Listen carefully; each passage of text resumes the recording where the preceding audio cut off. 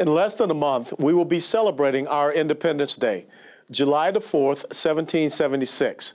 It has been 237 years since a brilliant man named Thomas Jefferson put quill to parchment and started with these simple words: when in the course of human events, it becomes necessary for one people to dissolve the political bands which have connected them with another. When I ponder the incessant scandals and instances of disregard of individual liberty that we are seeing in America, I believe that we have forgotten the purpose for which the Declaration of Independence was written.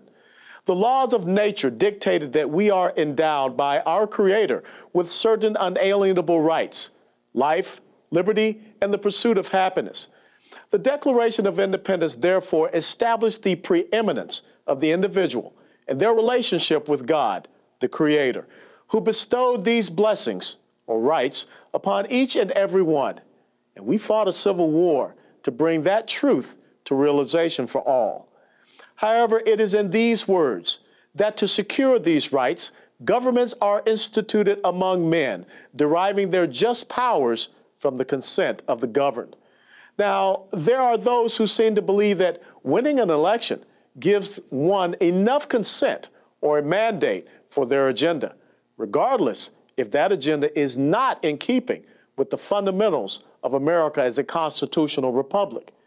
Jefferson set forth an ideal that citizens should be governed, not ruled, and if a time comes when that social contract is broken, then simply, when a long train of abuses and usurpations, pursuing invariably the same object, evinces a design to reduce them under absolute despotism, it is their right, it is their duty to throw off such a government and to provide new guards for their security.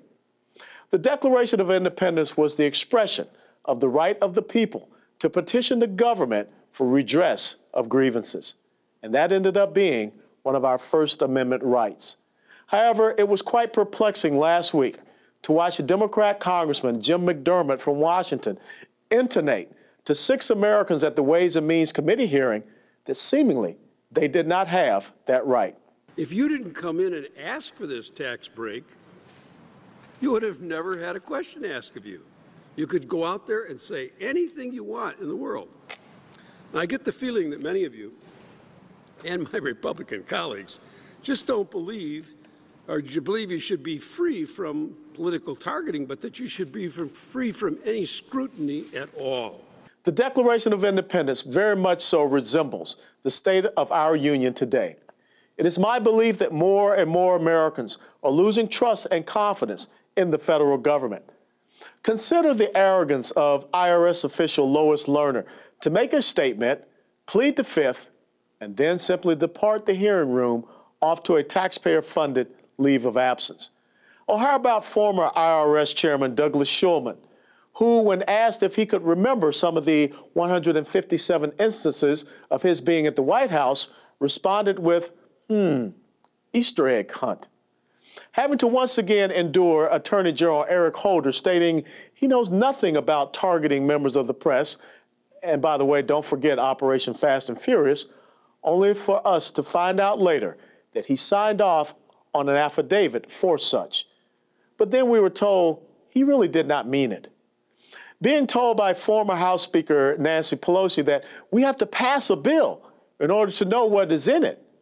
Now to know that Health and Human Services Secretary Sebelius is now out soliciting private funding in order to finance the Patient Protection and Affordable Care Act. See, we must listen to government officials tell us that losing an American ambassador and abandoning Americans in a combat engagement is irrelevant, or that the incident in Benghazi is a joke or a made-up scandal. See, that truly does not speak to the better angels of our nature, as Abraham Lincoln once said. When someone can lie to the American people 5 times on a Sunday talk show and be rewarded with a promotion to National Security Advisor, or be the one who had a key part in altering intelligence talking points, and then be recommended to a higher position in the United States State Department, well, I'm speaking of Susan Rice and Victoria Nuland. But then again, what difference does it make? The difference is that we now find out that our government is recording our communications data. But we are told that this is all about national security. that this PRISM program and the Patriot Act is necessary. Even President Obama told us that there are trade-offs. But Benjamin Franklin warned us, those who would give up essential liberty to purchase a little temporary safety deserve neither liberty nor safety. We know that a huge data collection facility is being built in Utah. So what becomes of the billions of records data mined daily? If this surveillance program is so vital, then what happened with Anwar al-awlaki, Major Nadal Hassan, the underwear bomber Abdul Muttalib, the Tsarnaev brothers, Carlos Bledsoe, who traveled to Somalia and Yemen for terrorist training and shot 2 American soldiers? See, why are there 57 Islamic organizations, some with ties to the Muslim Brotherhood, sending a letter to former counterterrorism advisor, now CIA director, John Brennan? No, I do not subscribe to the belief that we must surrender civil liberties in order to be safer. Why are we carpet bombing American citizens while disregarding the enemy for precision scrutiny? Has cultural relativism and political correctness led us to the point where we are all classified as being guilty of something to appease the sensitivities of others? There is indeed such a lack of trust between the governed and those occupying the high elected offices. And if there is to be a next generation, we must reestablish the consent of the governed and discharge those who believe that lying, deception, and the officialdom of arrogance is the new normal. We must find American leaders who will take responsibility and accountability for their actions, not excuse makers and deflectors. The time for choosing is upon us all.